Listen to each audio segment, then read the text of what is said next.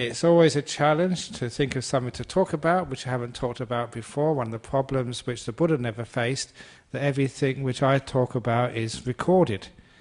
So you've heard it before. That never happened to the Buddha. And actually I was just talking to someone today that if you look at all of the sermons of the Buddha in the suttas, like even in like one section, one important section, the Majjhima Nikaya, there's only 150 talks in there. And I've already done more than that all the years I've been here. So it's always difficult to find something more to talk about. So I was just asking the fellow monk here, what should I talk about? And just as I sat down to meditate, I thought, oh no, I'll just wait for inspiration to arise. And I thought, aha, that's the talk for this evening. Inspiration.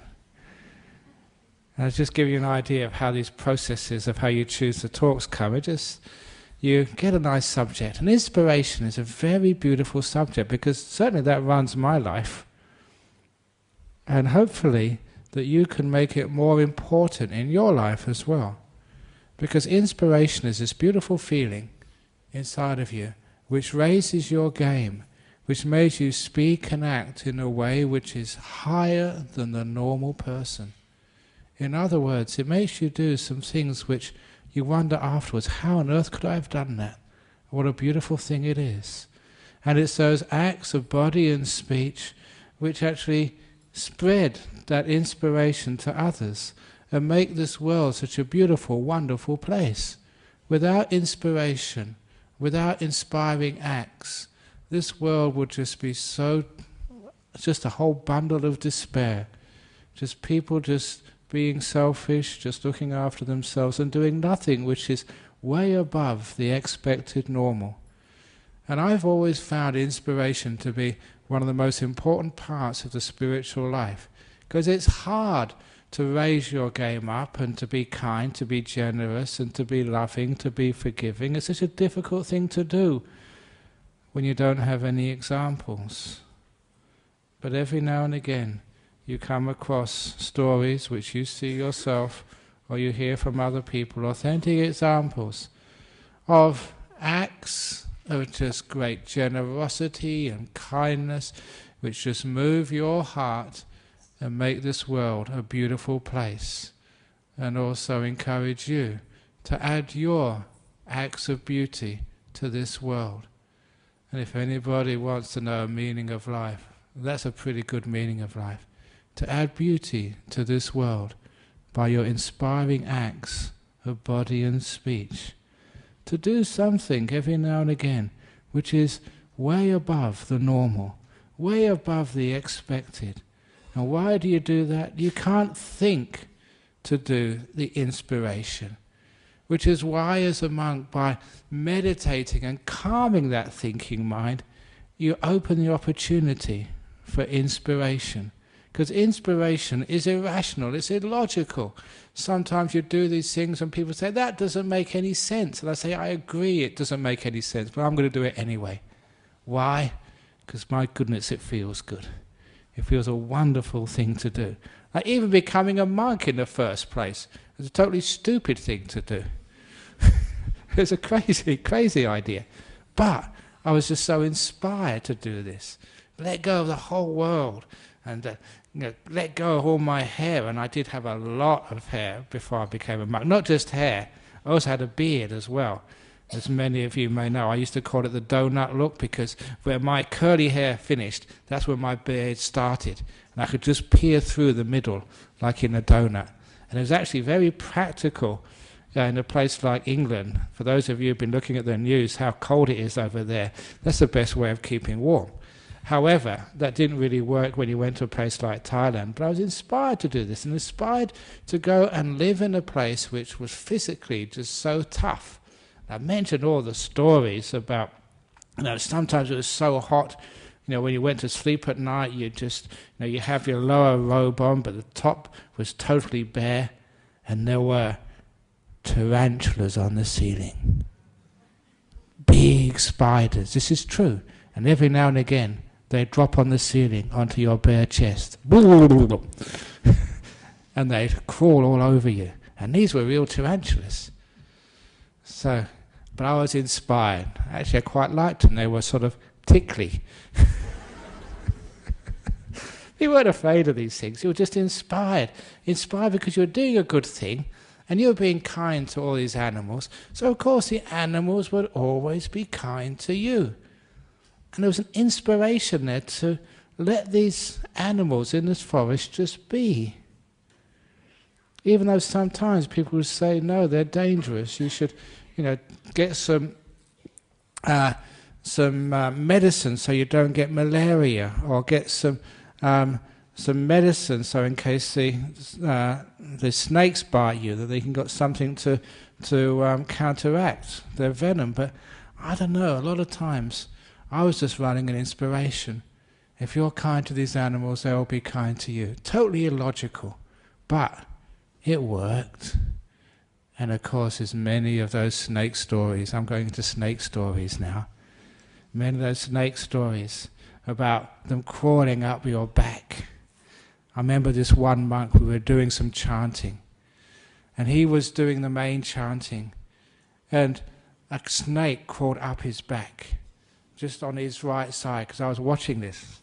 And the snake, his head came just above his shoulder, and the monk looked around, and the snake looked around, and they were eyeballing each other. And it was just so funny. I think I laughed because he's too big. And of course, the monk was a kind monk, so just very gently he pushed his robe over so the snake could go down and go somewhere else. And many times, like the time when, I love this story. I think I usually tell this on retreats, but that sometimes in some of these Buddhist rituals, that we have holy water in Buddhism. Sometimes you come on a Saturday or Sunday, if you want to be sprinkled, I'll sprinkle anybody, just with a bit of holy water. But that was happening in Thailand as well. But on one morning, I'd been meditating all night, not sleeping at all. And in the early morning, I had to go out to go to the toilet. But this was in the forest. This was in the bush, in the jungle of Thailand. So I went up. You don't go into the toilet, you just urinate in the forest. So I squatted down to urinate. And it was, number one, my mindfulness wasn't very strong because I'd been meditating all night, I hadn't slept. And number two, it was just at dawn, so the light wasn't very strong. So as I squatted down to urinate, I thought, to all intents and purposes, it looked like I was urinating on a stick, until the stick started to move. I was peeing on a snake. And I often tell this because this is especially for the men. Some of you girls, you just can't really get your heads around this, but the most sensitive part of a man's body was only a couple of inches from the mouth of this venomous snake. And of course it never bit me. And of course it wouldn't bite you. Why? Because it thought it was being blessed by holy water. You can't get more holy than the urine from a monk. But because that you love these animals, even the snakes. I was talking to a monk that had a lot of empathy for these snakes, and at one time just stepping on a snake, and I jumped one way in a hut, not very far to go. I jumped one way, the snake jumped another way. We looked at each other. You don't need to read minds to know that poor snake was terrified, and so was I. And so I said sorry, and you can see from the snake said, "No, I've got no harm for you. I've got no harm for you." So the snake very quickly calmed down and went another way, and I went another way. And it's just so easy, when you have kindness. And so a lot of the times you may think, what a dangerous place that was, or what a stupid thing it was to live in such a place and walk around without sandals. Never mind, it was inspiration which was running me. And all of the difficult times which you had, eating terrible food and getting sick and having no physical comforts at all. It was such an inspiring time to live so simply with so few possessions. And people who come and see you, a few people would visit, were wondering, how on earth can you live like that? And it was true that my physical comfort was almost nil. No food which I liked to eat, usually always gave me stomachache or usually diarrhea. And sleeping on the floor in a climate which I couldn't stand. But it was something about that lifestyle of simplicity. It was so inspiring and it motivated me so much. What a wonderful lifestyle it is to go against everything which I was used to in my life before. And go and just sleep on the floor and have hardly nothing to my name. Why do that? It was only because something inside me said, this is a beautiful thing to do. It's a wonderful act to do. And it was.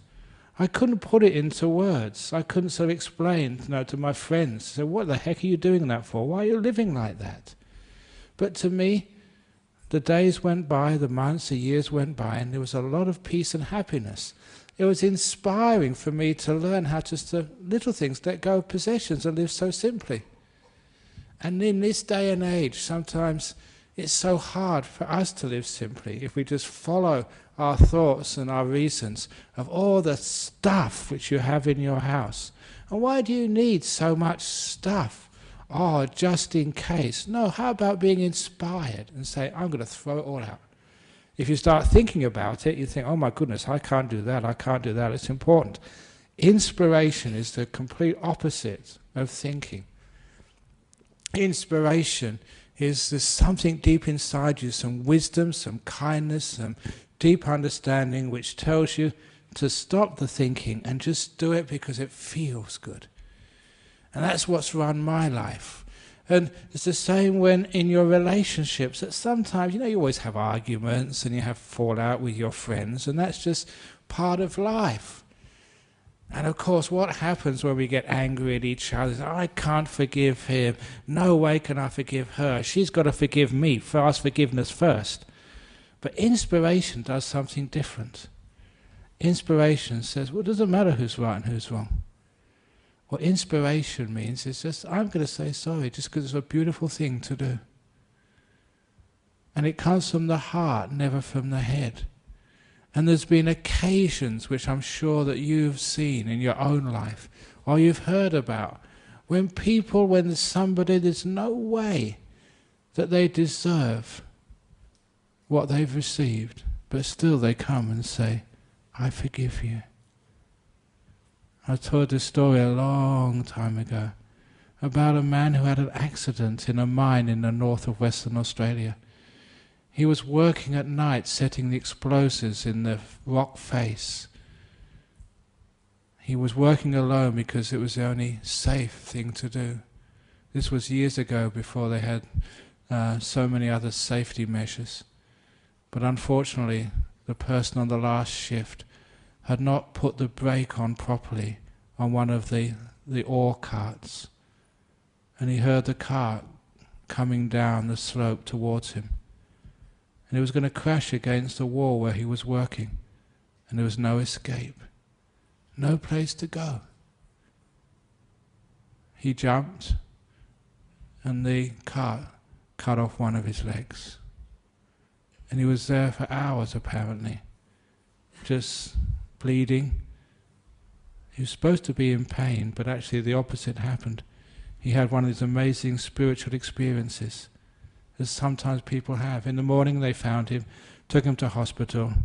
He survived. But it was one of those times, the unexpected, the inspiration that it was all right. Maybe whenever we're getting these situations, unexpected, traumatic, we do have a choice.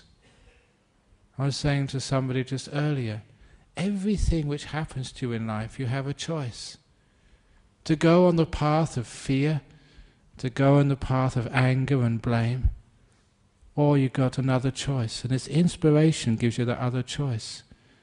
To take that situation and use it for some different way of looking at the whole of life.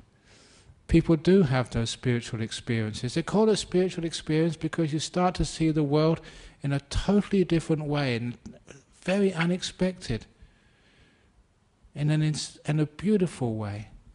I'm not quite sure what he felt then, but he was so much at peace, even with his leg torn off.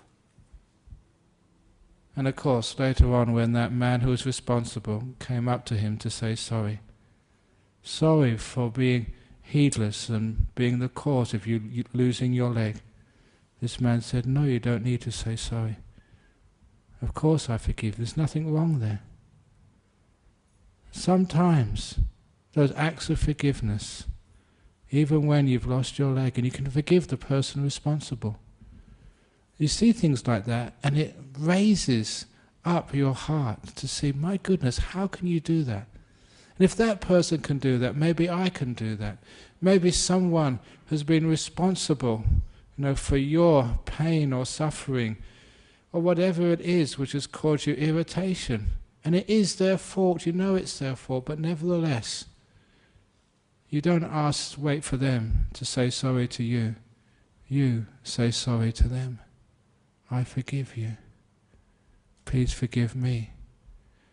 There's something about that which moves me, because I've seen that. It used to be a ceremony which we would do every year, at least once a year, in traditional Thailand. Doesn't happen these days.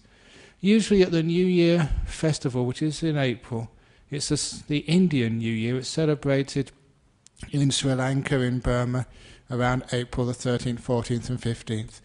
At that time it used to be the custom that a husband and wife would meet together, and that day they'd ask forgiveness of each other. They'd say sorry. Whatever we've done in the last 12 months which has irritated you, things which I should have done, which I didn't do, which has caused you pain, I sincerely say sorry for that. And it doesn't matter who says it first. It's said, and it's respected so much, the other person says, of course, I forgive you. Which means once every 12 months, the people living together can wipe the slate clean and can stop holding all these bad feelings, which when they build up over many, many years of a relationship, can cause a cancer in the heart, which will kill that relationship and mean you can't live with each other anymore. And I've seen this because people do come up to me when they're having problems with their relationships. And this is something which always hits me when people have trouble living together, because I've known both of you for such a long time. Both of you are such good people. And I can't figure out that, she's a good person, he's a good person. Why on earth can't you live together? You're both good people. And you are both good people, because you can't forgive. And sometimes it's gone on too long that you can't forgive. But every now and again, people do get inspired. And that inspiration, it doesn't make any sense. You may think, no, I shouldn't really do this. If I forgive him, he's going to do the same again. If I let her get away with this, who knows what she's going to do next. Stop thinking logically and reasonably, because inspiration goes in a different direction. And it mends the heart. Not the head, but the heart, which is what spirituality is all about. And not only that, the inspiration just gives a beautiful flavour to this world when you do see inspiring acts of kindness and generosity, because sometimes there's no reason for a person to help someone they don't even know. But they do it nevertheless. An example of that, there's one of our nuns, one of the bhikkhunis over at Dharmasara. And just before she became a bhikkhuni, or before she became a 10-precept nun rather, she had to give away all her worldly possessions, because as a monk you don't have anything. As a nun you don't have anything. I keep on saying that's why they're called nuns. A terrible joke. But anyway,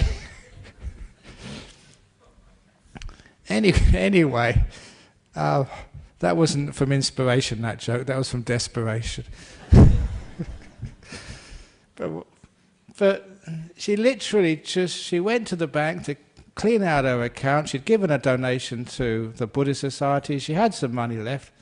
And there was a fellow outside I think, collecting for the Salvation Army or something, or Red Cross. I forget what it was, St. John's Ambulance. It could have been St. John's Ambulance. And it was like she had a couple of $1,000. She just put it in the tin.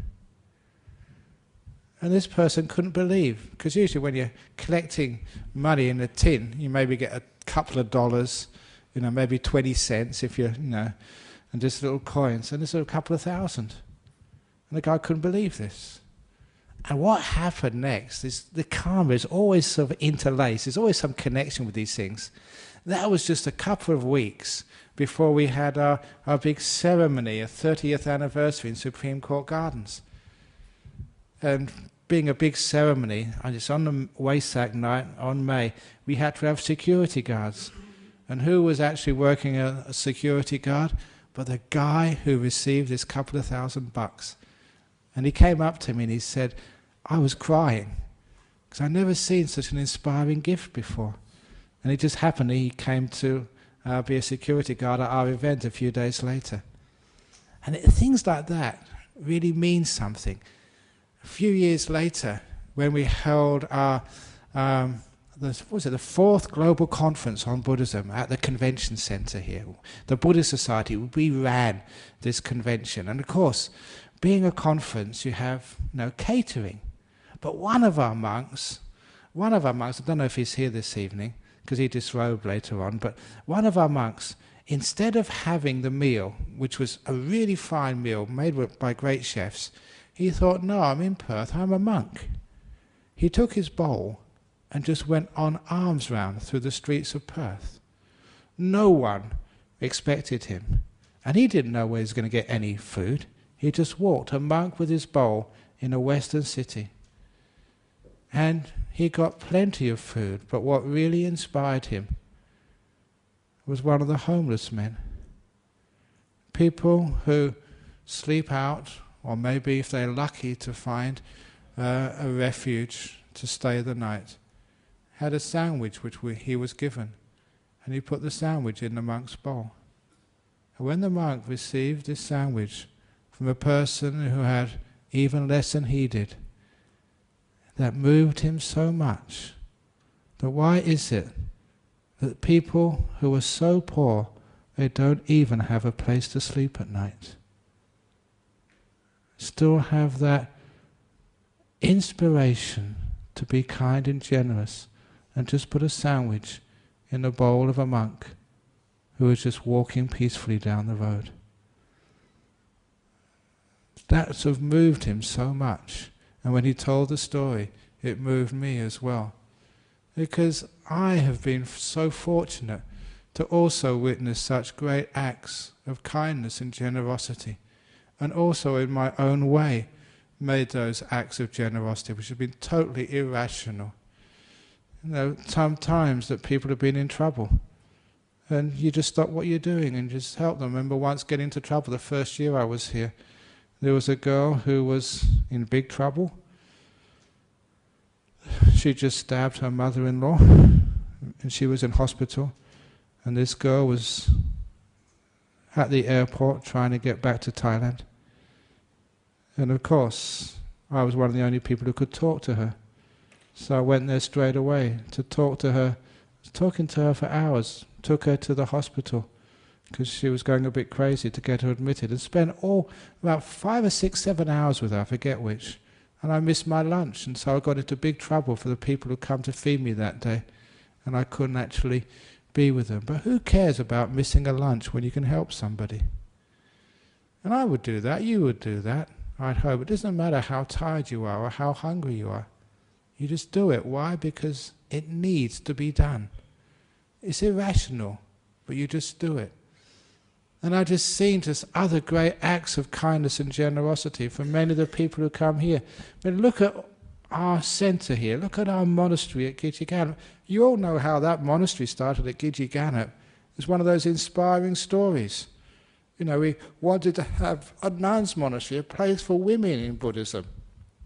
So what do? We go looking around for some land. And I must admit that some of the committee members, they were a bit too practical. As for me, I'm into inspiration. So they looked at this 30-acre block up in Gidgee. And as we went to look at it, we passed this sign, 600 acres of paradise. I remember that sign. And I thought, wow, that's interesting. And they said, oh, we can't afford 600 acres. Come on, be real. And so we saw this 30-acre block, and it was just, it was okay, it was land, but it wasn't sort of the stuff which really moves you. And on the way back I say, I want to go and see this land. He said, you can't. I said, I want to. He said, it's impossible. I said, take me. So we saw it, and we rang up. And of course, that's the land we eventually got. Totally sort of out of our range, but who cares? I think one of the reasons we could even get close to it was when people find out that we were going to do something inspiring, like a monastery for women, just for women, not part of our monks' monastery, but just for women. The word got around, and this man, I don't think I've seen him again. He came to see me at Bodhinyana Monastery. He wanted to make a donation for the nuns' monastery. He wanted to make a donation because he just had his first child, a girl. And he said, I want to do something out of celebration for my first child. It's a girl. Who knows? Maybe one day she might want to be a Buddhist nun. So I want to make that possible for her. And he wrote out a check for $250,000. And that blew me away. I'd never seen at that time a check that big before. And that's the sort of thing where we get these monasteries from, where we get these buildings from, where we get this place from. So no way can we afford it. Who cares? Let's just do it and see what happens next. So in your life, this is just the way we work. In your life, please take the inspiring choice whenever it arises. And don't think, oh, this is impossible, this is not going to work, this is not right.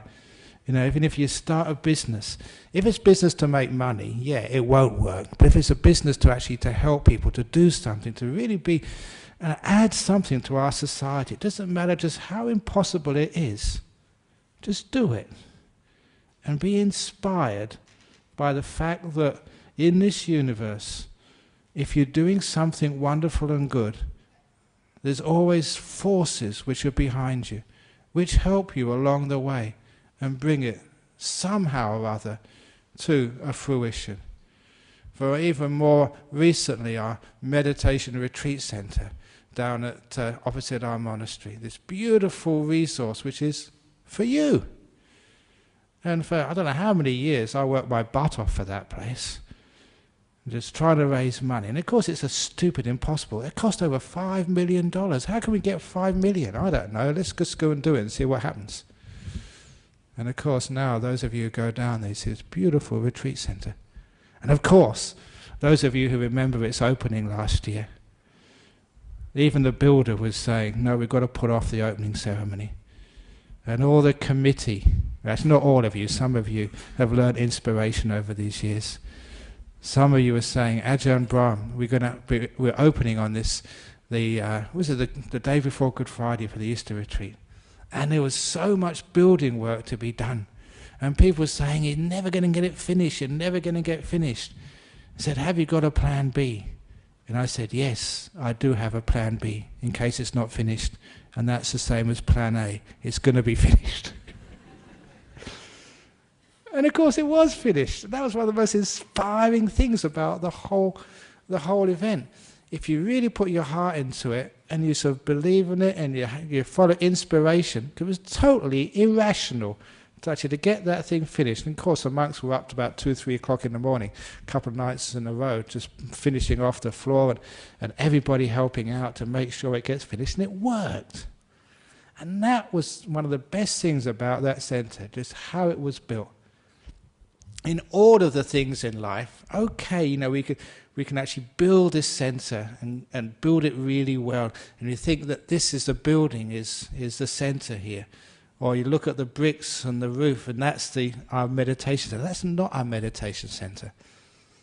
If you ever go to our nuns' monastery, the cottages, the kutis, that's not the monastery. It's how it was built, where it came from, the whole process by which that came into being. That's the monastery. That's the centre, because that was the inspiration which brought it into fruition. And those of you who were part of that and saw how it all came together, illogically, totally impossible, but for many, many people, sort of working, giving, being kind, lending a hand, these things actually come together. And I mention this because so often in our present world, whether it's climate change, whether it's problems in sort of earthquakes in Haiti, whether it's global crashes, whether it's crime or violence, so many times that we forget the important ingredient that these problems can be solved if we have inspiration. If we can somehow just forget about the thoughts which create too much negativity and make life impossible. Because if you think about it, it's impossible. How on earth are you going to get all these nations to work together? And if you think about the cost, it's never going to happen. But with inspiration, you can do anything. Anything can happen when people actually just put aside all the negativity and all the reasons why not, and just say, let's make it happen. Some years ago, just 2 years ago, I went to this high-power conference. This is on global warming. This high-power conference in Hayman Island on the Great Barrier Reef. And it was attended by Kevin Rudd, Wayne Swan, Julia Gillard, and all these heads of business. And one of the panels which I attended, it was a very, very wonderful way of looking at a problem. The panel of all these experts from over the world was saying, it's not a case of how are we going to cut the emissions. It's a case of we have to. How are we going to get there? So it wasn't actually from where we are now looking at how we're going to get to some goal in the future. It was actually saying we're at this goal. Just imagine we've cut the global carbon emissions to zero, because we have to. How do we get there? And so it's not working from where we are to where we want to go. It's starting from where we want to go and figuring out how to get there. And I thought that was an inspirational idea. And once you started from that, they had all these solutions, and brilliant solutions. A lot of time it's just the way we couch the questions. And inspiration actually turns the whole thing around, and we see things in a totally different light. It's not sort of how or why we should forgive that person we're angry about. It's we've forgiven them, we're together again. How do we get there? So it's looking at things from a totally different way and creating different solutions. Solutions which most people would not be able to think possible, but they are possible and they do work. That was one of the roles of religion in the olden days. The roles of religion would be to see things in a very different perspective. But the problem with religions, they became just so solidified, like ossified, like the old trees which would actually move backwards and forwards, which were alive and growing. And now they became like fossils, just if you go to the pinnacles, just hard rocks which were once alive trees. And sometimes I think that's what religion has become, just fossilized, stiff, unbending, where once it was something alive, drawing sort of this essence and moisture from the soil of truth and love and wisdom. And now it's got solidified. And I think it's the great thing about spirituality, real religion, where it all comes from, it actually does draw on something so basic, like the love, the emotions, the positive emotions like love and truth and peace and forgiveness, which when we have those selfless emotions and we draw on that, that is like the sap of the tree of real religion. When we can actually draw on that, we're alive, we can grow. I don't think there's any problem we can't solve. Why? Because we're coming from a place of peace and truth and compassion, freedom, the thing which moves every human being. Okay, this is Australia, but I give talks all over the world, and it doesn't matter where you give a talk, when you talk about such things, you resonate with everybody, and it's not just talks to Buddhists, you talk to Christians and goodness knows who else. And these ideas resonate because you're going at the heart of things. As I said some years ago, the contents rather than the container. Too often that people just look at the container of religions rather than the content. They look at the books, not what the books say. They look at the images rather than what the images mean. They look at a monk rather than what the monk actually says or does even. And the doing is more important than the words. So we look at the contents rather than the containers, not the images, not the packaging, but what's actually inside of it. And too often just people don't even look at the contents, they look at the packaging. We believe in the Bible, but they don't actually look what's inside of it. I'm a Theravada Buddhist, but what actually is that? Look inside of it. And you look inside of it, and you get rid of all of the packaging, and you find out all drawing on the same peace and kindness and love and truth. And that's what I call like the sap which makes religions grow. And when that dries up, of course, religions get ossified. They just become these big stone monoliths which get in the way of people finding truth. It's one of my favourite sayings, never allow your knowledge to stand in the way of truth. Inspiration puts aside all your knowledge, all that you've learned, all that you think should be the case. And instead of your knowledge, you go to something else, which I've called today inspiration. The sap of truth, of love, of kindness, compassion, freedom. You get into that, and from there you get this inspiration. That makes the tree alive. That makes possibilities happen, which people just couldn't see before. How much of your life so far has been totally unexpected? Could you really see your life unfolding as it has? I don't think there's anyone in this room, certainly not me, who could actually ever thought that I'd be sitting up here talking like this. I never thought I'd become a monk. And then when I did become a monk, I wanted to be a hermit. I never wanted to sort of be in front of a camera going on YouTube. That is really weird. But life just unfolds in this way. And so you just go with the inspiration. Just make the very best of it.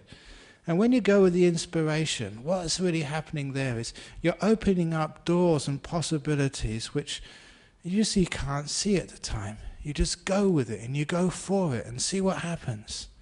And if you're always coming from the right place, it always works out. And that's something which I've always trusted in. I've been put in positions where I've never been trained. I'm not competent according to the world, to be able to give talks or to counselling. I've never got any counselling qualifications. I've never done any courses in public speaking.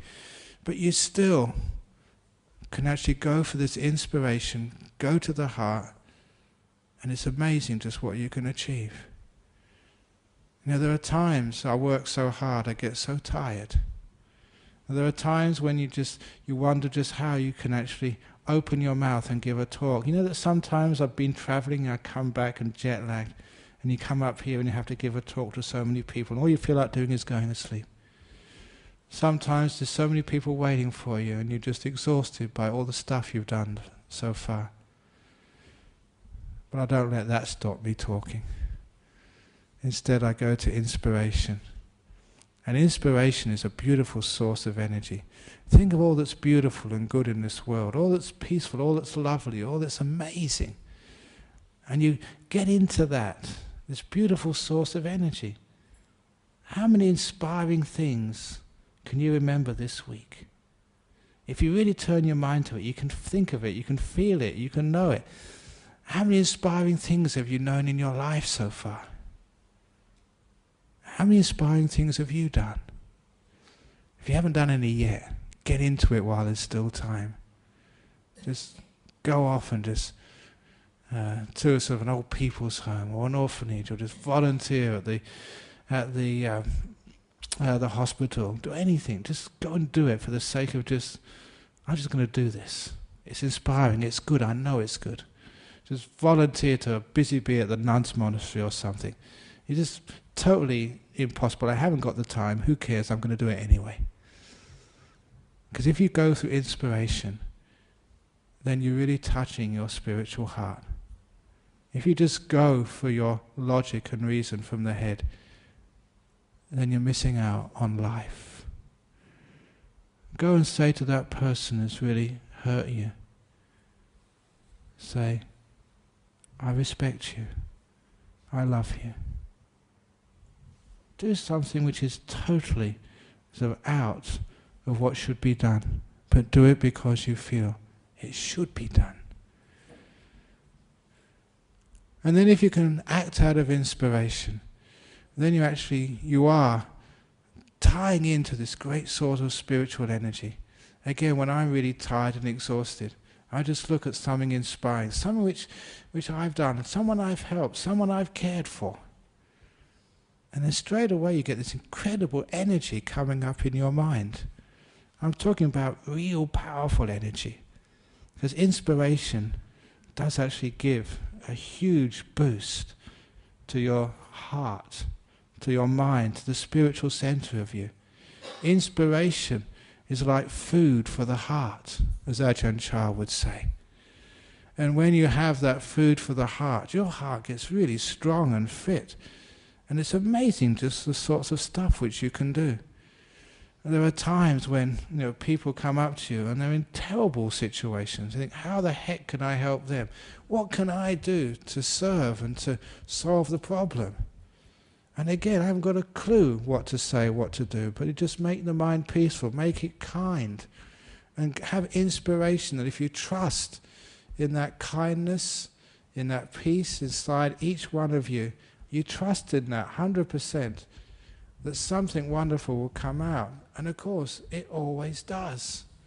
Not just for me, but for other people. One of the stories which I've been telling is there was a counsellor over in Sydney, I think she was.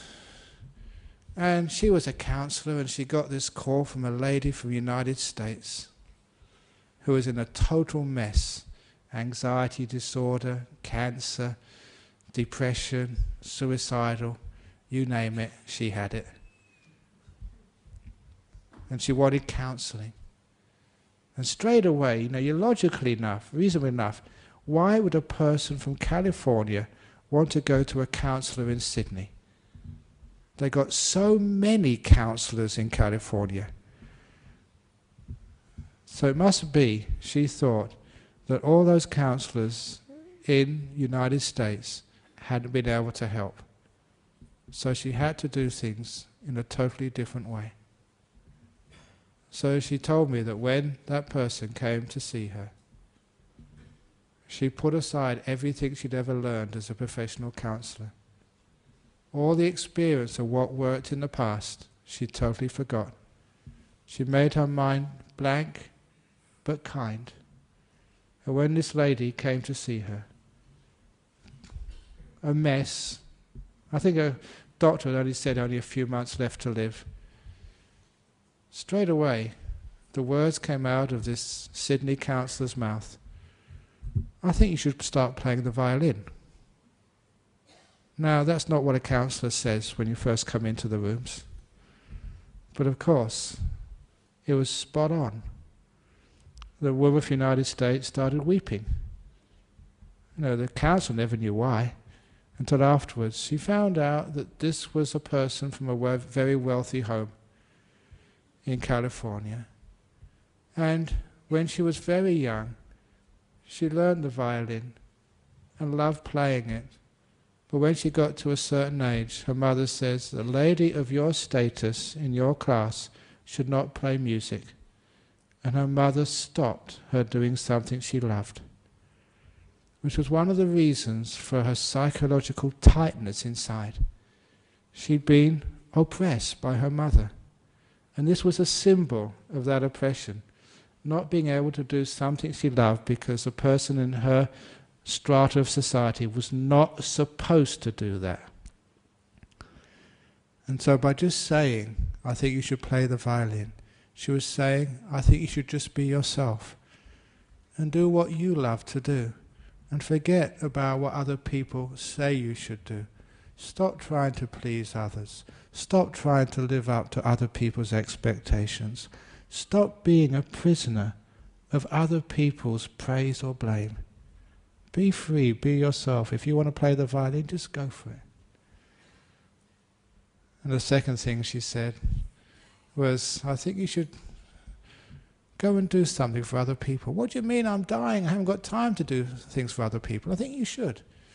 And the idea came up just to go into the burns units of the hospitals in California, just to read stories to the kids who were stuck in that burns unit, unable to meet others, just to read a story to them. And she started this little society which would go to the burns units of the Californian hospitals for kids and just take a book and read it to them, that's all. Just to give. It's not the story which was important, it's that somebody was taking the time to read to children in great pain with the terrible wounds from the burns and those many, many days of recovery. And I think she was only supposed to live for about 3 months. She lived for about 3 years. And her anxiety disappeared and she lived a wonderful life at the end. It was magnificent counselling, inspirational. I think I've told that story before, but it just comes up as an example of how inspiration, when you put aside all of your knowledge and all of your ideas and what you should do and what you shouldn't do, and actually follow this beautiful heart from peace, from stillness, from compassion, and when it comes up you'll be amazed just how it works again and again and again. And not just it works for you to solve the problems of your life, but it gives meaning to other people in life. We get stuck so often in the problems of our life. We get stuck with ourselves. We get stuck with our depression, with our anxiety, with our fear. And how can we break out of that? Yeah, you can start thinking, oh, I shouldn't be afraid, I shouldn't be anxious, and of course you get more anxious. In Buddhism we call that double suffering. We're getting anxious about being anxious. We're afraid of fear. We're depressed at being depressed. And I think you all recognize what I'm saying there. And sometimes we need to do something which is a circuit breaker. And inspiration are those circuit breakers of life, because instead of getting into the head which creates all these scenarios which makes us feel depressed, we do something totally different. Someone is anxious, and very often they come up to me and say, oh, you're so lucky being anxious. Well done. And I do that as a circuit breaker, because that's not what they're supposed to expect. Obviously, if you know me now, you expect me to say that. But by being a circuit breaker and saying something which people don't expect, then they look upon it in a different way and they get inspired. What's wrong with being anxious? It's not against the 5 precepts, it's not against the law. And of course, what you're doing there is you're not encouraging being negative about anxiety. In other words, you're not feeding it anymore. A lot of those negativity is a lack of inspiration, a lack of mental energy, a lack of actually joy in just what's happening right now, a lack of uplifting the mind to a different level. It's amazing what happens when people just get inspired. And that's one of the reasons they come here on Friday evening. No, not maybe what I say. Sometimes when I ask people a couple of days after the talk, what did I talk about last night? The only thing they remember is the jokes usually. But that's only the physical things they remember. But they go away with inspiration, hopefully. And that inspiration, that sort of that quality which you can't really sort of sell or quantify, that you can feel in the heart, makes you a better person. And it gives you ways of solving the problems in your own life and in other people's lives which just come from deep within. And you can't tell a person what those problems are. When people come up to this place or you come to speak to me, I just can't answer your problems. All I can hope to do It's not give you solutions, but actually to inspire you so that from the well of your own heart, then that sap of truth and of meaning and kindness can come up, and you find that is what solves the problems in life. And once you draw from that inspiration inside of you, now you'll find there's just so many problems can be solved. And it's not just solving them once, it's getting that sort of that wisdom, that kindness, that truth, which will solve problems once and again and again and again and again. And that's what I draw on. Don't draw on knowledge. You draw on being in this moment, being kind, tapping in just to inspiration. And that's why that sometimes that I was talking with one of my favorite rabbis last week. He listens to these talks, so he knows what I'm talking about. And sometimes that being burdened or oppressed just with the hierarchy or with the dogma or just with the stiffness, of your religion, of your group. And I said, break out, be inspired, and take that inspiration of you know what's true, you know what's right, you know what's love, you know what's kindness. And that's more important than any words in any holy book. That's where those words came from in the holy book. That's their source. The holy books, the words are secondary to what comes up from the heart. And you feel that inspiration from the heart. And you find that that is more truthful than anything else. And each one of you know that. And the whole purpose of this talk this evening is for you to know that, and more importantly, trust that. Because a lot of times people don't have the trust in their inspiration. Instead they trust the thoughts and the reasons, and they argue with themselves and they get themselves all sort of confused. Instead, feel it. Go for it. Follow your guts, except if you have chronic indigestion. That's just me being stupid. But no, just follow that and you'll always find it works out. And the truth of this is, go and see our monasteries, go and see our retreat center, go to Dhammasara, see this place and how big it is. It's run on inspiration. It's the source of its energy. That's how it works. That's how I work. And that's hopefully how you will work. Follow your inspiration. Trust it. It's much more profitable spiritually for you than anything else. So there we go. Didn't know what I was going to talk about 55 minutes ago, and now a whole talk. Inspiration. Thank you for listening.